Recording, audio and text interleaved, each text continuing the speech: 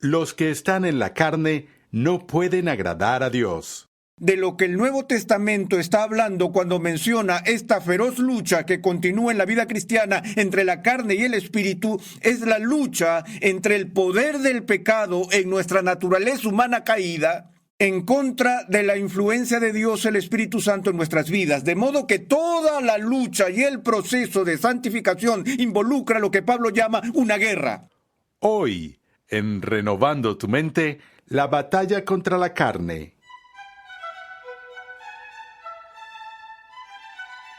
La confusión en cuanto a lo que la Biblia quiere decir cuando habla de la carne ha producido muchos problemas en la iglesia. Bienvenidos una vez más a Renovando tu Mente con el Dr. R.C. Sproul. Hoy continuamos con la edificante serie de enseñanza Cómo agradar a Dios. En esta serie el Dr. Sproul nos muestra cómo ser diligentes para vencer a nuestros enemigos, el mundo, la carne y el diablo. Como cristianos, la Biblia dice que estamos continuamente en guerra con la carne. Pero, ¿qué es la carne y cómo podemos vencerla? Pasemos ahora al salón de clases una vez más a escuchar al Dr. R.C. Sproul mientras explica este término bíblico y proporciona sabiduría para derrotar a este enemigo. En la carta de Pablo a la iglesia de Roma, en el capítulo 13, él hace este comentario: la noche está muy avanzada y el día está cerca. Por tanto, desechemos las obras de las tinieblas y vistámonos con las armas de la luz. Andemos decentemente, como de día, no en orgías y borracheras, no en promiscuidad sexual y lujurias, no en pleitos y envidias, antes bien vestíos del Señor Jesucristo y no penséis en proveer para las lujurias de la carne. Ahora estoy seguro de que muchos de los que acaban de oírme leer este texto saben de un incidente histórico poco usual que está asociado con este pasaje. Hace siglos había un joven que era muy brillante y que era muy desenfrenado, cuya madre era cristiana y cuya madre oraba por él todos los días, esperando que este joven viera el error de sus caminos y así sucesivamente. En una ocasión, después de haber estado supuestamente toda la noche de parranda, se encontraba en un estado de estupor, una especie de resaca. Mientras caminaba junto a un jardín, aquí estaban algunos niños jugando en el jardín, estaban jugando un juego de niños donde se utiliza un estribillo que los niños dicen los unos a los otros, y el estribillo era el siguiente: tolelege, tolelege, tolelege, que literalmente, aunque no era el propósito del juego, pero literalmente se podía traducir como recoge y lee, toma y lee. Aquel hombre que pasaba por ahí se detuvo en seco y tuvo una abrumadora sensación de que la divina providencia se entrometía en su vida, pues allí en el jardín vio una copia del Nuevo Testamento y acababa de oír a estos niños gritar: recoge y lee, recoge y lee. Así que se acercó, recogió las escrituras y permitió que el texto se abriera donde quiera que lo hiciera. Cuando lo hizo, sus ojos cayeron sobre estas palabras: no en orgías y borracheras, no en promiscuidad sexual y lujurias, no en pleitos y envidias, antes bien vestíos del Señor Jesucristo y no penséis en proveer para las lujurias de la carne. Cuando leyó estas palabras, fue como si cada palabra de este texto fuera una flecha que atravesaba su alma. Su conciencia estaba tan convulsionada por la lectura que en aquel lugar se convirtió al cristianismo. Su nombre, el cual estoy seguro que ya lo reconocieron, fue Aurelio Agustín. más tarde obispo de Hipona y considerado por casi todos los historiadores como el más grande teólogo de los primeros 1000 años de la Iglesia cristiana. Agustín se convirtió por un pasaje que hablaba directamente del conflicto en la vida entre la carne y el espíritu. Recuerdo que hace unos años, Rod Serling, el creador de La Dimensión Desconocida, entró en una relación comercial con Bennett Cerf y un grupo de otros hombres quienes estaban tratando de encontrar maneras de descubrir nuevos talentos en el mundo literario. Y crearon diferentes concursos para que los jóvenes escritores se involucraran en esta iniciativa en particular. Y como parte de este esfuerzo de muchos de estos hombres, cada uno tomó uno de los clásicos de la literatura inglesa y escribió una reseña crítica de la misma. Bennett Cerf tal vez escribiría sobre Shakespeare y otro sobre Milton y así por el estilo. Bueno, en todo caso, a Rod Serling se le asignó la tarea de escribir una reseña crítica de la famosa obra de San Agustín, Las Confesiones. Por cierto, ¿cuántos de ustedes han leído alguna vez Las Confesiones de San Agustín? Bien, ese es un número muy pequeño en este grupo, y si el número es el mismo en la televisión, permítanme amonestarles ahora mismo y decirles esto. Lo que mi madre solía decir en una situación como esta es que ella tomaba un dedo de esta mano y un dedo de esta mano, y ella los juntaba de esta manera y decía: debería darte vergüenza. Ahora escuchen, si has sido cristiano durante un año y no has leído Las Confesiones de San Agustín, debería darte vergüenza. Ese es un clásico al que necesitamos estar expuestos. Ahora, aquí tenemos a Rod Serling, quien leyó el libro y dijo, en su evaluación, hizo comentarios críticos y sarcásticos de que a su juicio, este libro era uno de los libros más sobrevalorados en la historia de la literatura occidental. Él dijo, simplemente no merece la posición y la fama que ha disfrutado a lo largo de los siglos. En esta crítica, el punto que hizo que fuera tan severo fue que él estaba convencido de que el libro fue escrito por alguien que tenía una preocupación neurótica por la culpa. Y llamó la atención sobre un pasaje en Las Confesiones que ilustraría su convicción de que Agustín tenía esa preocupación neurótica y adolescente por la culpa. Se refiere a la historia cuando Agustín recordó, ya anciano, las cosas que había hecho en su vida de las que estaba más avergonzado. Recordó un incidente que tuvo lugar cuando era adolescente, en el que se involucró con otros jóvenes en una broma de muchachos, cuando los muchachos entraron en el huerto privado de alguien y dejaron pelado un árbol de peras. Se quedaron con las peras que pertenecían a otra persona, robaron todas esas peras y luego se fueron.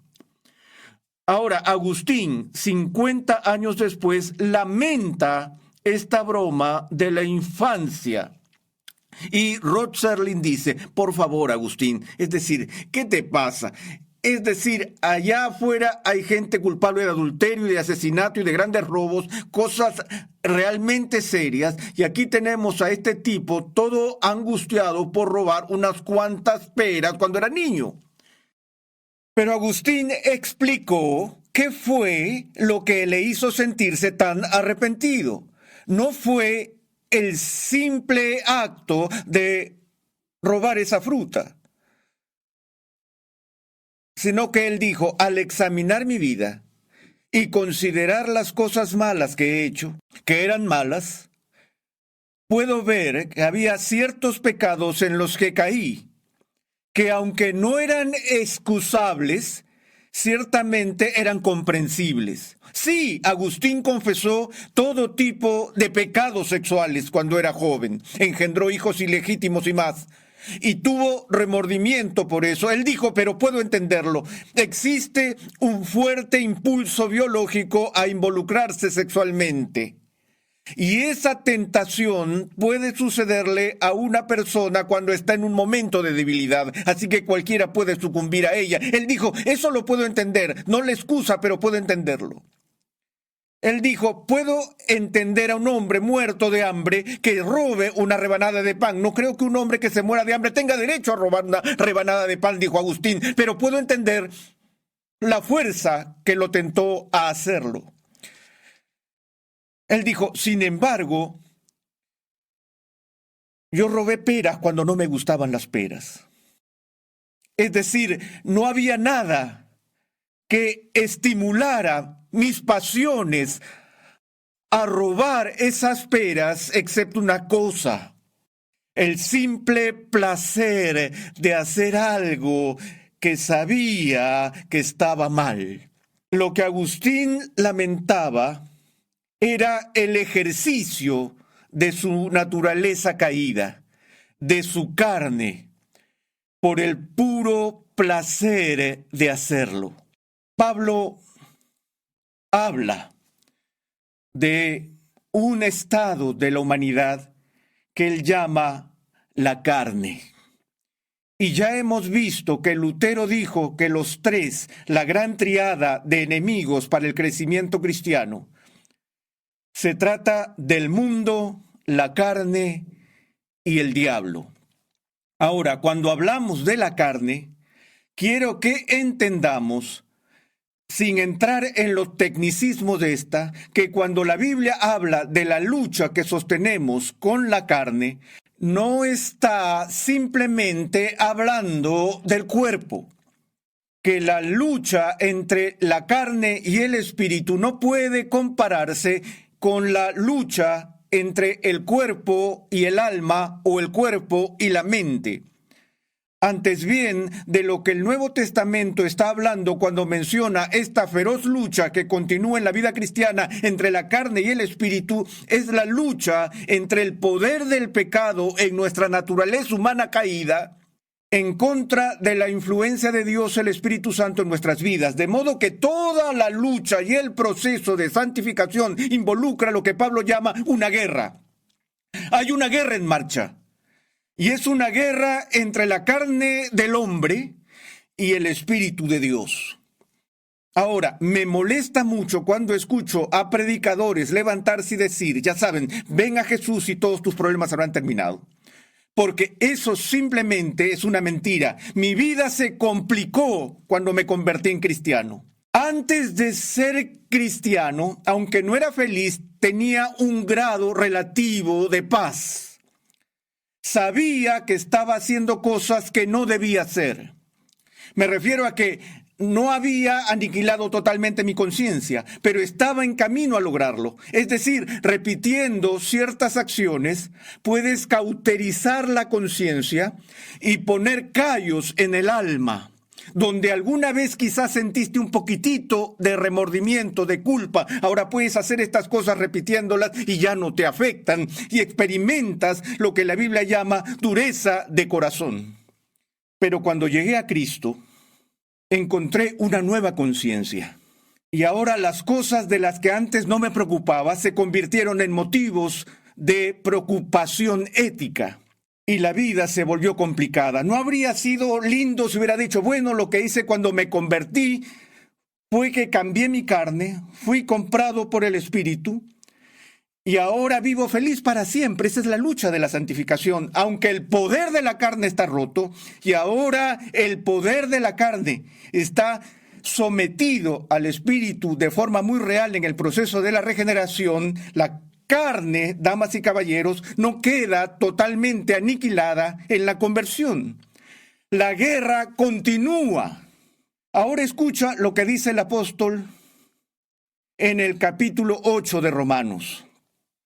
Dice en el versículo 4, para que el requisito de la ley se cumpliera en nosotros, que no andamos conforme a la carne, sino conforme al Espíritu. Porque los que viven conforme a la carne ponen la mente en las cosas de la carne, pero los que viven conforme al Espíritu en las cosas del Espíritu. Porque la mente puesta en la carne es muerte, pero la mente puesta en el Espíritu es vida y paz, ya que, escucha esto, la mente puesta en la carne es enemiga de Dios, porque no se sujeta a la ley de Dios, pues ni siquiera puede hacerlo. Y los que están en la carne no pueden agradar a Dios. ¿Cuál es el tema de esta serie de clases? ¿Cómo agradar a Dios? Aquí el apóstol dice: los que están en la carne no pueden agradar a Dios. Que Dios no está complacido, Él nunca ha estado complacido por un estilo de vida dominado por la carne. Ahora, cuando nos dice esto, ¿se refiere a que Dios odia las cosas físicas? Muy a menudo esa es la forma en que este versículo ha sido interpretado entre este y otros pasajes parecidos. Así que los cristianos creen que ser espirituales significa negar el cuerpo y que cualquier cosa que tenga algo que ver con lo físico necesariamente está mal. Por eso es que hemos visto que surgen incidentes en la historia de la iglesia donde los cristianos se han involucrado en todo tipo de formas rigurosas de ascetismo, formas de abnegación y autoflagelación, donde vas y te escondes en una celda como un ermitaño, te golpeas a ti mismo y dejas de comer y te pones flaco como un alfiler y tomas todo tipo de votos para el celibato, y porque el sexo está mal, no solo fuera del matrimonio, sino también dentro del matrimonio, la comida está mal, cualquier cosa que traiga placer físico se considera incorrecta. Damas y caballeros, eso fue inventado por el maniqueísmo, no por el cristianismo.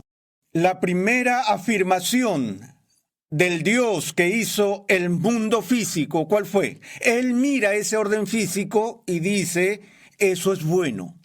Platón llegó a la conclusión de que todo lo físico está tan lejos del espíritu puro que por su propia fisicidad es imperfecto, y por lo tanto el ideal de los griegos para la redención era el ser liberados del cuerpo. El cuerpo es visto como la prisión del alma. El mundo judeo-cristiano no lo veía así. El cristianismo no cree en la resurrección desde el cuerpo, sino en la resurrección del cuerpo. Por lo que cuando la Biblia habla de la guerra entre la carne y el espíritu, no está diciendo que la materia sea mala y que el espíritu sea bueno. No, no, no. Si miras en Gálatas, donde Pablo expone las obras de la carne, ¿qué dice? Las obras de la carne incluyen cosas tales como borrachera, inmoralidad, impureza. Ahora hagamos una pausa ahí por un momento. Esas cosas indicarían ¿qué? Pecados físicos. La borrachera es algo que sucede cuando tenemos apetito físico, un deseo físico de alcohol. Nos excedemos en esas cosas y nos emborrachamos. Sin duda podemos ver la conexión entre el cuerpo y la acción allí. El adulterio es un pecado físico, es sucumbir otra vez a los instintos biológicos y pasiones donde Dios ha dicho no. Pero si miras esa lista, él sigue y habla de mentir, envidiar, odiar. Ahora, obviamente no puedes mentir, envidiar y odiar fuera de tu cuerpo, pero esas no son acciones físicas. No es cierto. Tienen que ver con actitudes y disposiciones del corazón. Observa esto. La envidia. Mencioné antes el pecado del vandalismo. ¿Por qué crees que ocurre el vandalismo? El vandalismo es simplemente la acción externa de la envidia interna. La actitud básica del vándalo es la siguiente: si no puedo disfrutar de lo que posees, no lo haré, me aseguraré de que tú tampoco lo puedas disfrutar. No lo roba solo para sí mismo, sino que lo destruye para que nadie más pueda disfrutarlo. En un sentido, esto es incluso peor que el robo en sí mismo, porque surge de un espíritu de envidia hacia las pertenencias de otras personas. ¿Tienes idea de qué tan destructiva, por ejemplo, es la envidia para las relaciones humanas? ¿De cuántas formas las personas infringen la ley por estar motivadas por la envidia? ¿Cuántas veces te han calumniado o has sido atacado injustamente debido a la envidia de alguien? ¿Alguna vez te preguntaste por qué Dios, en su orden de prioridades, Dios pone la envidia en los primeros 10 puestos de la ley? No codiciarás. El Nuevo Testamento nos enseña que si alguien más recibe un beneficio, algo bueno le sucede, se supone que debemos alegrarnos de su buena fortuna, en lugar de alegrarnos por su caída. Hay una expresión cínica en el golf. No me gusta, pero dice así: cada tiro de golf hace feliz a alguien. Cada tiro de golf hace feliz a alguien. Si alguien manda la bola al agua, no lo hace feliz a él, pero ciertamente se hace feliz a su oponente. Lo que me gusta ver en un torneo de golf es cuando todo el mundo está animando a los demás participantes para que todos jueguen lo mejor posible y lograr que alguien gane en vez de que alguien pierda. Hay una diferencia, porque no estás deseando que a la otra persona le vaya mal. Eso es lo que hacemos cuando caemos en la envidia. Así que a lo que trato de llegar es esto, que la carne se refiere a la antigua naturaleza caída. En el tiempo que queda les hago esta pregunta. La Biblia dice que la mente puesta en la carne es muerte, pero la mente puesta en el Espíritu es vida y paz, ya que la mente puesta en la carne es enemiga de Dios. Pablo sigue: vosotros no estáis en la carne, sino en el Espíritu. Pero aquí está el problema. Pueden estar en el Espíritu, damas y caballeros, pero todavía mienten. Y tienen envidias. Y sí, incluso aún cometen adulterio. Y aún se emborrachan. En otras palabras, seguimos realizando las obras de la carne a pesar de que estamos en el Espíritu. Ahora sé que hay algunos que dicen: o estás en la carne o estás en el Espíritu, que no puedes ser un cristiano carnal. Ahora, cuando Bill Bright dice esto, lo hace de forma muy pastoral. Él dice a la gente: mira, tienes estas cosas que te influencian, tienes esta guerra que está delante tuyo. ¿Quién va a estar en el trono? ¿Quién va a ser el vencedor? ¿Vas a vivir en dependencia del Espíritu Santo o vas a complacer a la carne por el resto de tu vida? Él está hablando de una vida llena del Espíritu que hace un énfasis a nivel espiritual en lugar de darle más espacio a la carne. Pero algunas personas han creado a partir de eso y de otros las teorías de que hay diferentes tipos de cristianos. Un cristiano carnal que no tiene el Espíritu de Dios y un cristiano espiritual que ya no es carnal.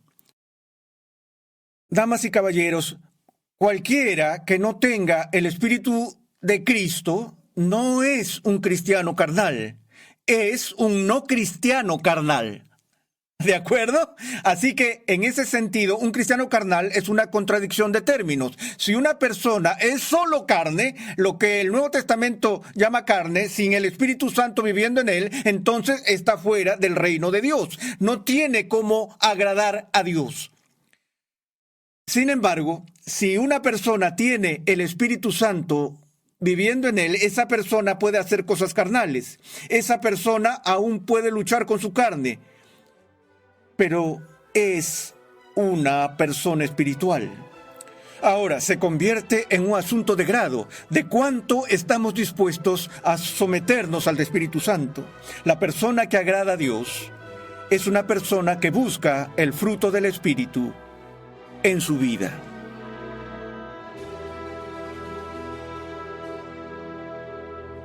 Dios llama a todos los cristianos a seguir el objetivo de la justicia y la santidad. Agradar a Dios es nuestro noble llamado, tanto en esta vida como en la siguiente. Estás en sintonía de Renovando tu Mente con el Dr. R.C. Sproul. Recuerda que en nuestra página web renovandotumente.org puedes pedir la guía de estudio gratuita que acompaña esta serie. Hoy en día muchas personas creen que Satanás es un mito, mientras que algunos cristianos se han ido al extremo opuesto, atribuyendo todo tipo de experiencias al diablo. En el siguiente episodio de Renovando tu Mente, R.C. Sproul examina la enseñanza bíblica sobre Satanás.